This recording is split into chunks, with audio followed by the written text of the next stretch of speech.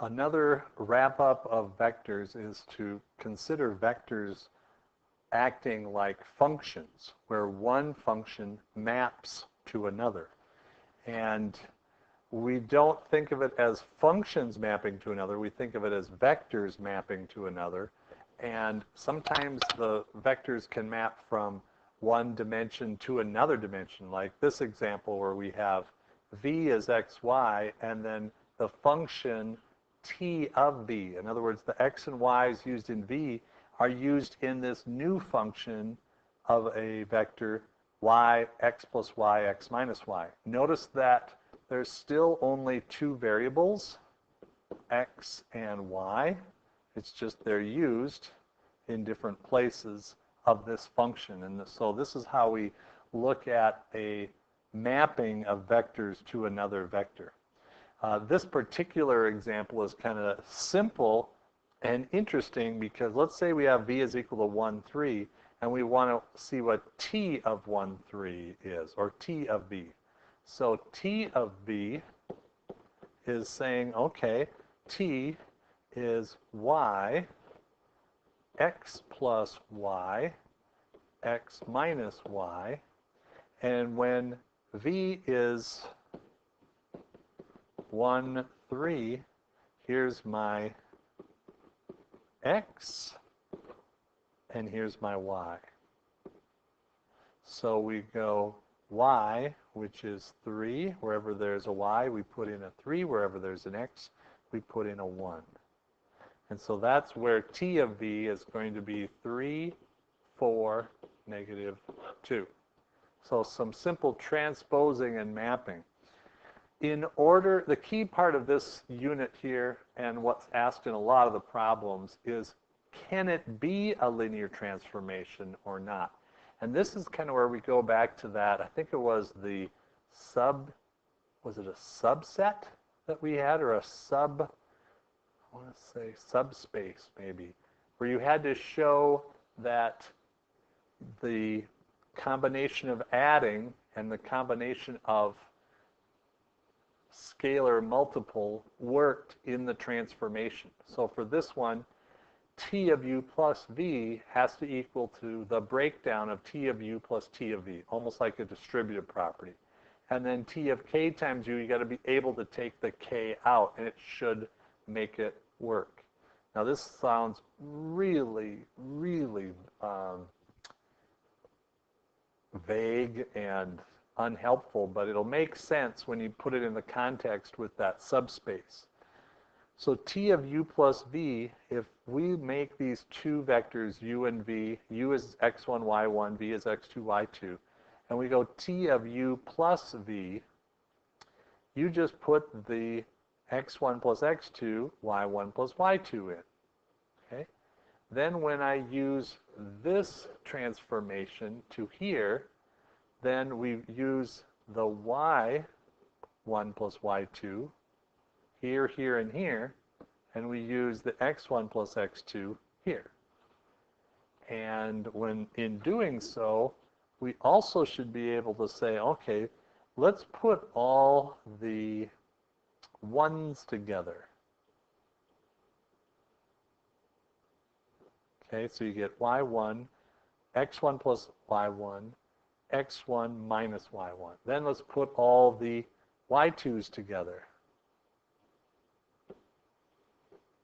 And that's where you get the y2, x2 plus y2, x2 minus y2. And since you're able to do that, you can see that this is essentially t of u and t of v. So we were able to do that. And that's not going to work with everything. It works with this one. And it's even simpler to show k u, t of k of u. You just go k x1, k y1, and then you put these into this formula, and that's where you get k y1, k x1 plus k y1, and so on. You can factor out the k, and then the k's out here, and you've just got your t of u again. So there you're able to show that t of u plus v is t of u plus tv, T of ku is equal to ktu, and that's what's needed to show a linear transformation. Addition and scalar multiplication properties have to be satisfied for a linear transformation. Okay. And counter examples, you can see some that don't work. This is a good example where they don't work. You have u and v and t of u plus v. Does this always work for all of these transformations? Maybe not. So if we go t of u plus v, we're going to go 1 plus 2 is 3, 1 plus 3 is 4. We're just adding those together. But when we put the x here of this and the y squared of this, you're going to get 316. Okay? Let's see if that works for t of u plus t of v. So we take t of 1 plus 1, 1, and this is 1, and this is 1 squared. This is 2, there's your x, and here's your y squared, 9. So when I add those up, 1 plus 2 is 3, 1 plus 9 is 10, not the same. So that would be a counterexample showing that it's not a linear transformation. Okay, I've got a few properties here, t of 0, t of negative u, opposite of tu. Here's sort of a extension of the combination of the property of addition and scalar multiplication properties extended to scalar multiples. Okay, that's pretty cool. All right, so you can deal with basis, standard basis.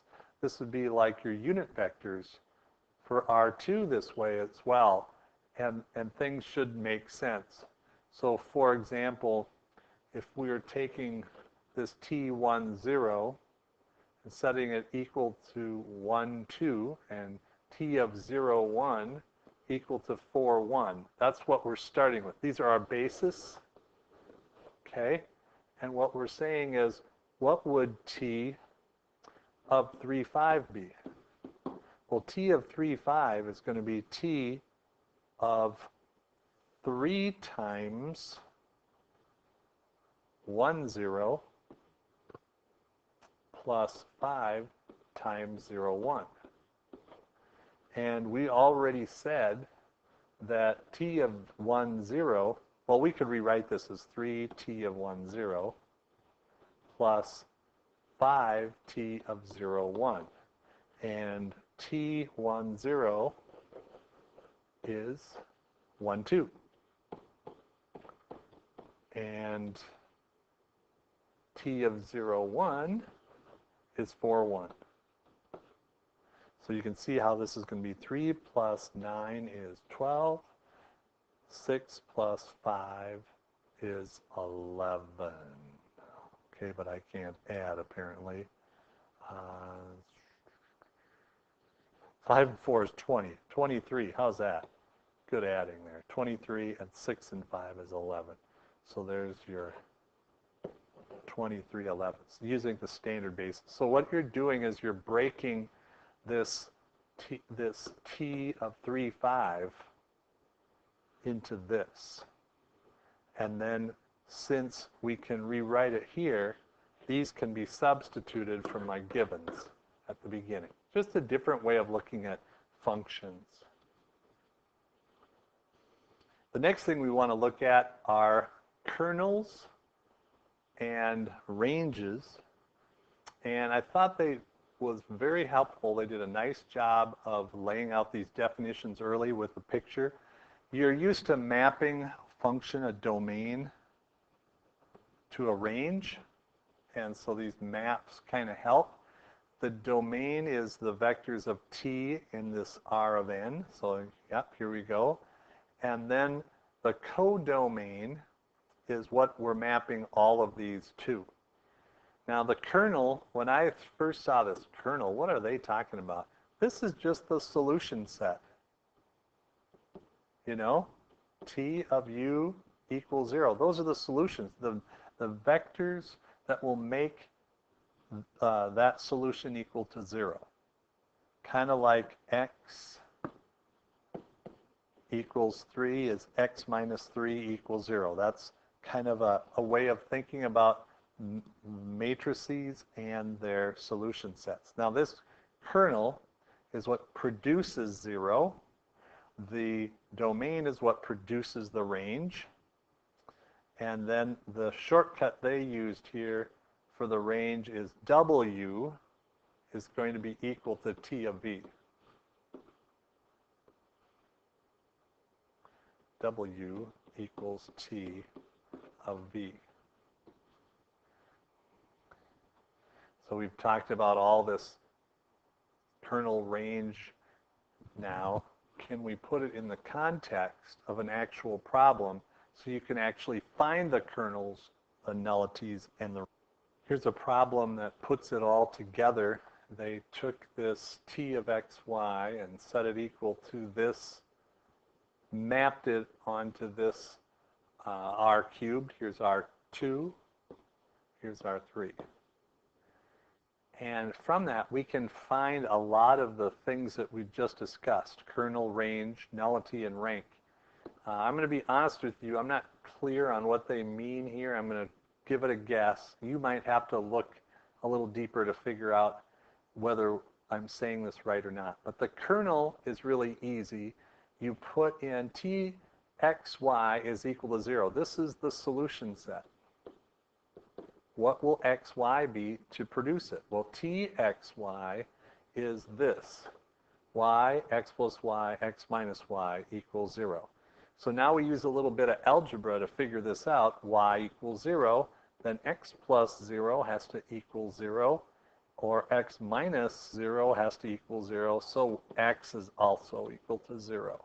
So if x and y are both equal to 0, the kernel is 0, 0. And it won't always be that. But that's the kernel of T. This vector in the matrix, 2 by 1 matrix, 0, 0. The range, like this, finding the range, it looks like a linear combination again. So when we take this y, x plus y, x minus y, you look at the top here, and how many x's do you see? How many y's do you see? So we have 0 x's and 1 y. We have 1 x and 1 y added together. We have 1 x and negative 1 y's added together. So when we put these together, you're going to get the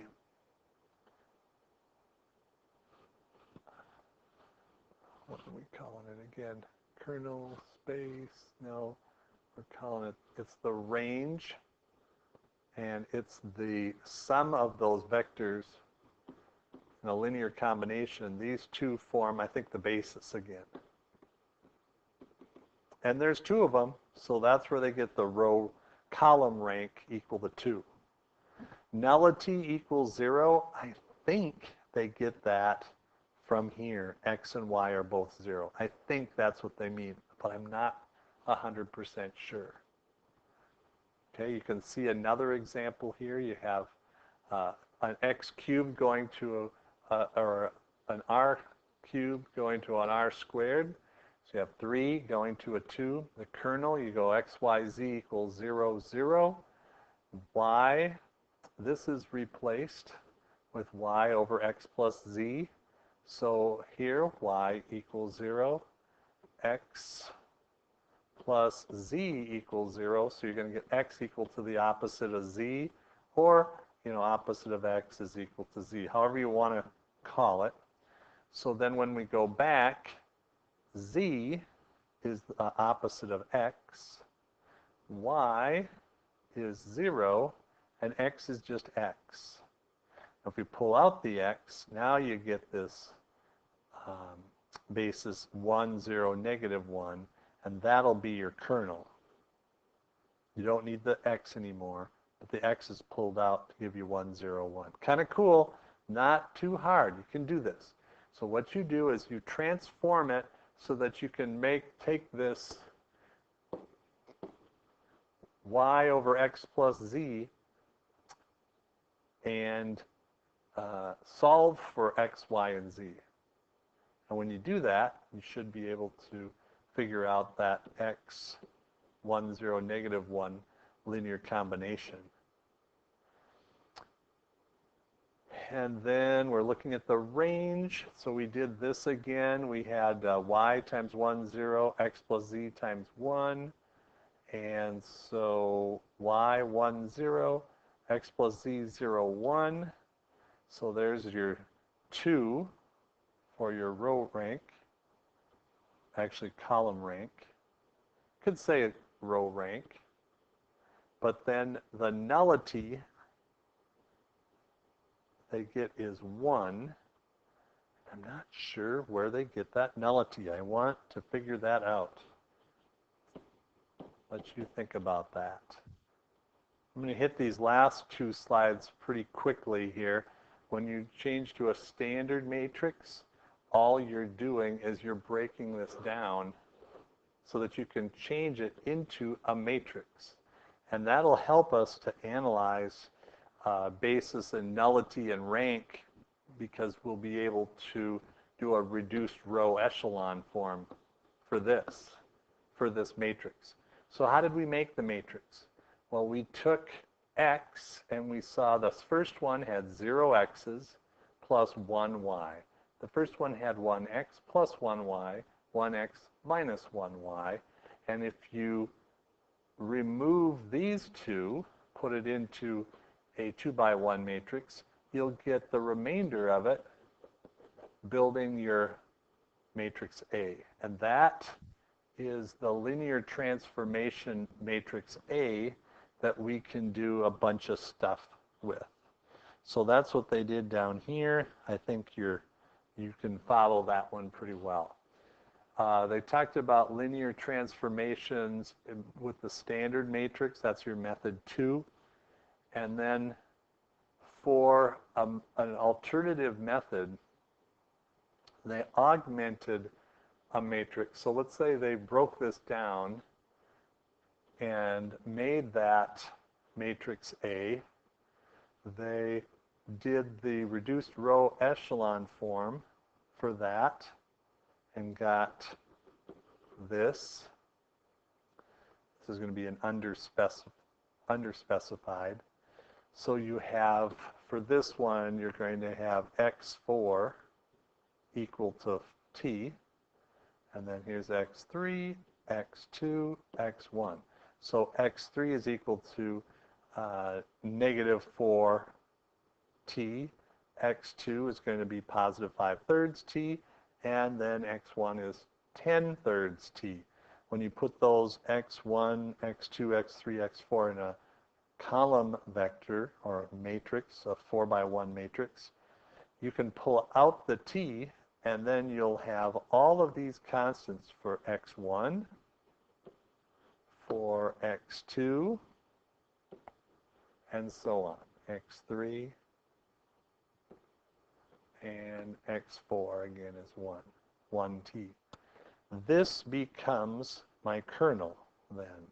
That solution set is your kernel. Maybe there's just one of those, so that's the nullity. I'm careful about that, but I think that might be right.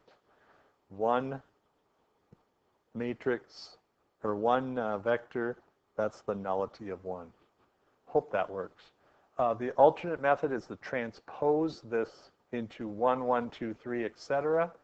Do the reduced row echelon form of this again, and then these 3 rows are your basis row space, And then from the originals, you can get the column space, right, of A. But I guess they didn't do that. They just kept these as non-transposed, and that'll get you your linear combination, which R3 is your rank. And that is transformation up to composition of function. Composition of transformation, I'm going to do that the last of the videos.